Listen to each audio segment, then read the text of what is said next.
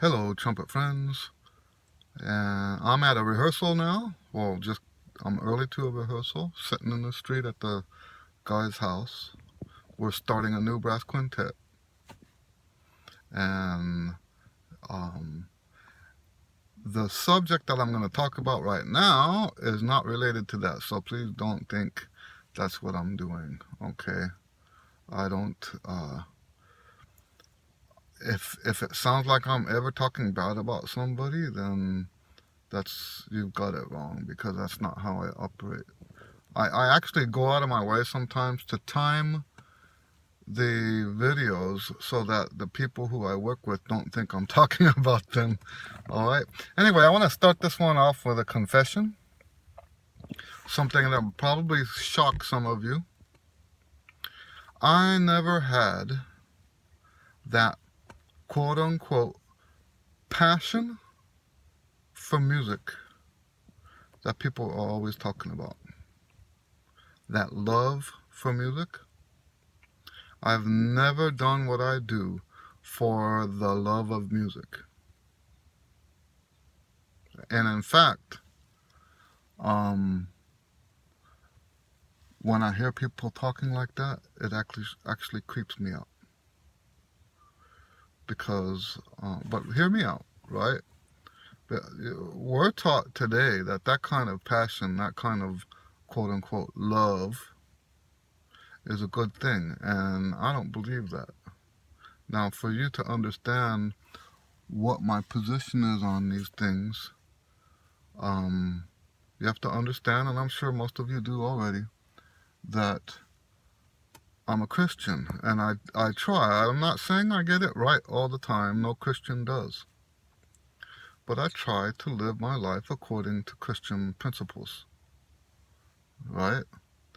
And so let me tell you what drives me, because I am driven. Don't misunderstand what I'm saying. I'm a driven musician. You can't do what I do every day and not be driven. There'd be no motivation for it, right? So it's just that my drive is not love for the music. If you look at what a Christian is by definition, a Christian is somebody who, well, okay, so aside from, okay, what am I saying? I don't want to get into what a Christian is. A Christian is someone who accepts Jesus Christ as their Savior. But that's not the part that I'm talking about right now. I'm talking about what differentiates on a daily basis, or should differentiate Christians. I'm not saying that all Christians do this, right? But what should differentiate Christians on a daily basis is our behavior, which is based on one commandment, which has two parts. Love the Lord your God with all your heart, all your soul, all your might. And then love your neighbor as yourself. That is, in terms of daily life, what a Christian is. I hope that, I don't want to have a theological discussion here. I'm just trying to explain why this whole music career thing is different for me, and why I think that the love of music is not a good thing. Okay? When, you know, when I was at UTEP, my trumpet teacher, Sam Trimble, we had a talk one time about the love of music, because there's a lot of people who think that if that's not your motivation, then you must be motivated only by the money. Now, my answer to that is, what money? Right? What money are you talking about, and where do I get some of this? No, I'm just kidding. So, and there is a culture out there where all of us are supposed to be driven by this love of music. It's extremely prevalent in our culture, the music culture. And to say otherwise, and just to give you an example, and maybe some of you aren't deep enough into this to fully grasp what I'm saying. I know that there are people who it's totally acceptable to say stuff like, I hate my wife, I hate my husband, I hate my parents, I hate my band director, I hate the other kids at school, I hate, it's totally acceptable to say stuff like that. Even about the people in your life who are closest to you. Totally acceptable. Totally unacceptable to these people that I'm talking about. To say stuff like, I hate music. Or I hate, not that people would say that, right? Or someone who says, I hate, okay, let's be specific about this. You would never say something like, or maybe hate's too strong a word. I don't like. You're not even allowed to not like, right? Certain aspects of the music that we profess to quote unquote love so much, right? This reminds me of when I was a student at University of Houston, and they had a trumpet rep class, and we were doing that week fits. And I mentioned to the class that I don't like fits. And they were shocked. How could you not like fits? Well, it's one of those, I can see from their perspective, it's one of the audition pieces. You have to like it, right? Well, I had played it already. See, I went to University of Houston after 5 years of UTEP. And I was principal trumpet in the UTEP orchestra. I had played in the El Paso Youth Symphony for a while. I played in the El Paso Symphony. If you put seasons, the number of seasons experience I had already in orchestra before I got to University of Houston, we're talking about 8 seasons because they were doubled up. Well, and did I say the Youth Symphony? I think I mentioned the Youth Symphony. So I'd played fits twice, and there was anything about it that I liked. But if you are a trumpet or a music worshiper, that's what you mean when you say, I do it for the love of music. If you are a music worshiper, you're not allowed to say you don't like fits. You're not allowed to say you don't like Bach. You're not allowed to say that kind of stuff because it's sacrilegious. And that's just wrong. And it's wrong for reasons that go way beyond just preferences. Now, so the other side of what I'm talking about is there's people who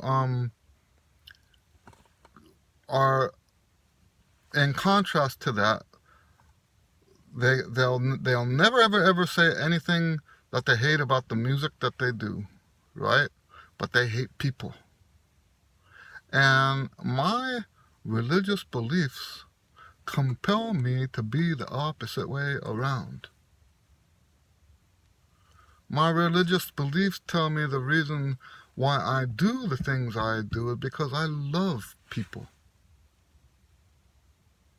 That's odd coming from somebody like me who's such a heavy-duty introvert, right? But see, that's what there's a squirrel looking at me from the tree, checking me out. I like squirrels. Anyway, so when we're driven by love for people, it fixes a whole bunch of problems in the music industry, right? Like you hear about these people that hate to play weddings.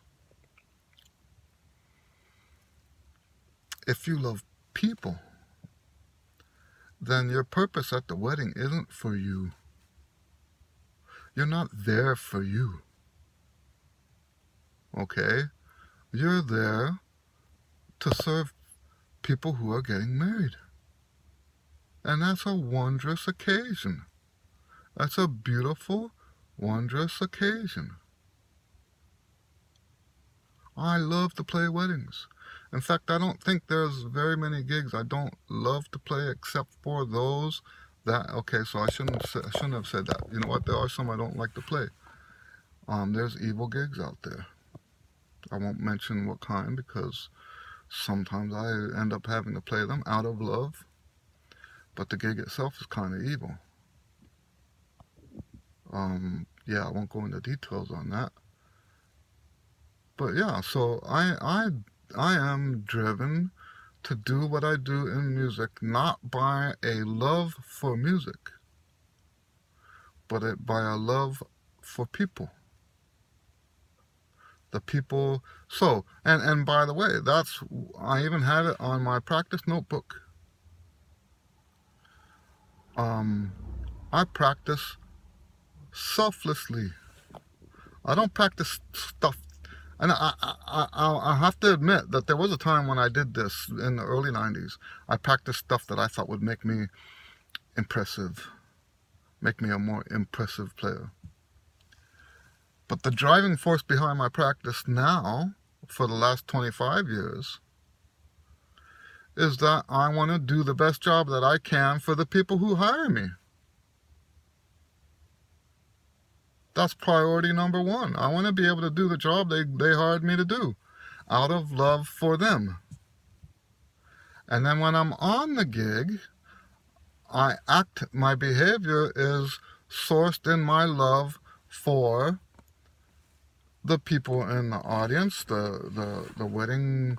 If it is a wedding, I mention weddings. That's why I'm saying weddings. I don't only do weddings, but there's a degree of love for the other members of the band that should be there. There's a degree of love that should be for the audience. There's a degree of love. By the way, talking about the money, you charge for you play for money and expect to get paid because of the love that you have for your family.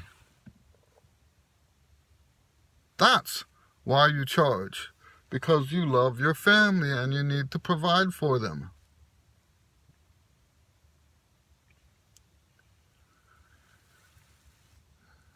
And I actually believe that this is a more sincere, more heartfelt approach to music. I think that the people, and maybe you can prove me wrong, but I haven't seen it yet.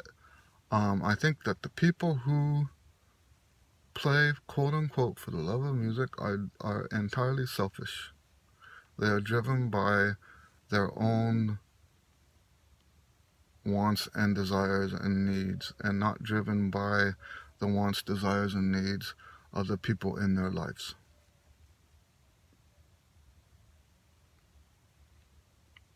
Okay? So yeah, this whole love of music thing is repulsive to me.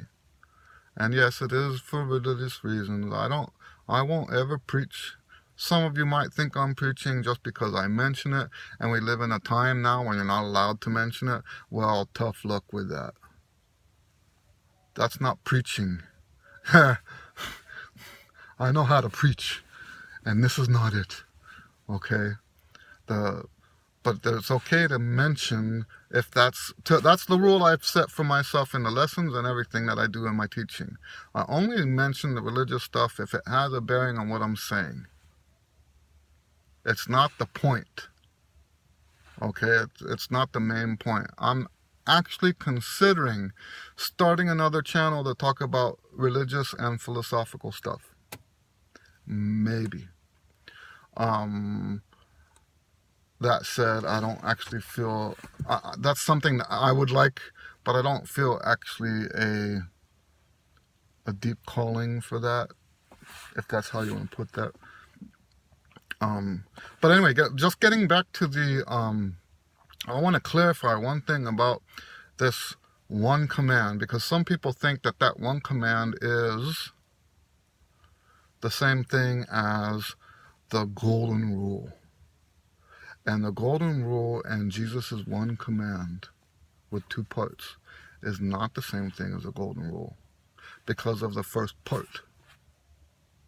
Love the Lord your God with all your heart, with all your soul, and all your might. Now, there's a lot of overlap between love God and love people, because that's what he calls us to do, is love on people, right?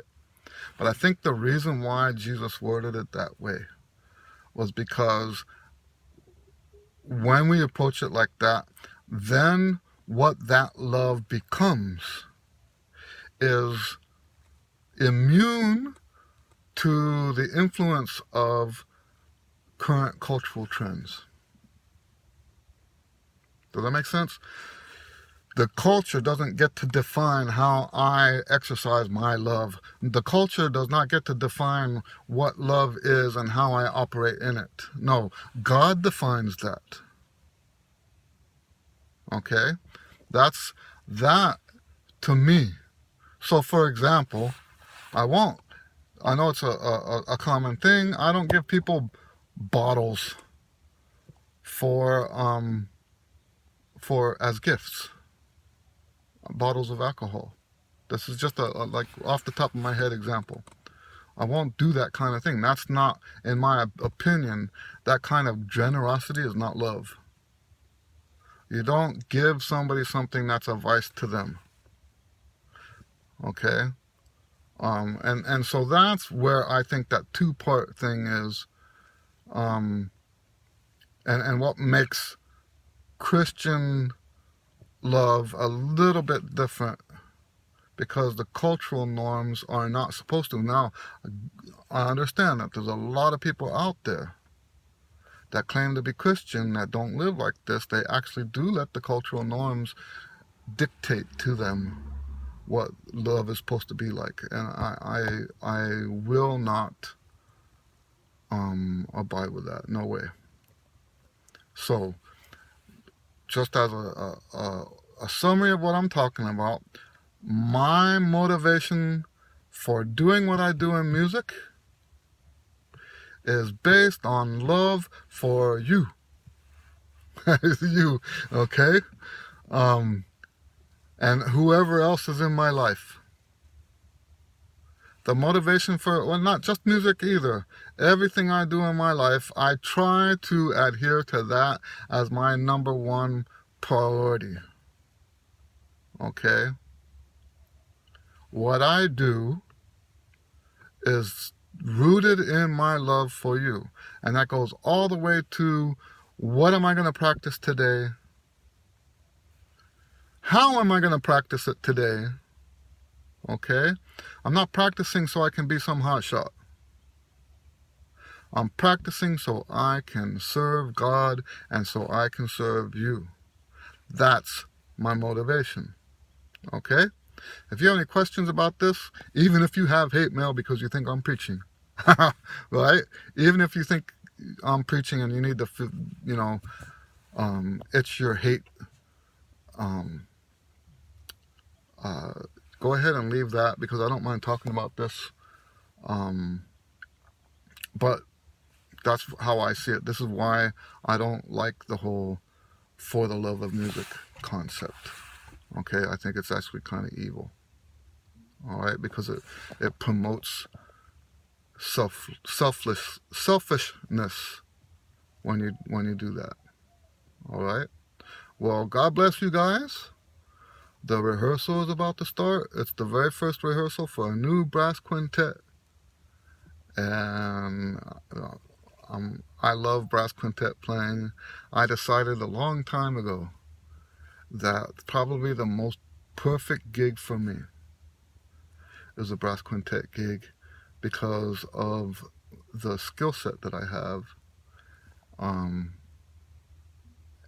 It all lines up with what makes a great brass quintet player. I'm not calling myself a great player, that's not for me to say, but the skill set that I have makes that gig the best gig for me. Anyway, see you guys. God bless you. See you on the next video. Bye.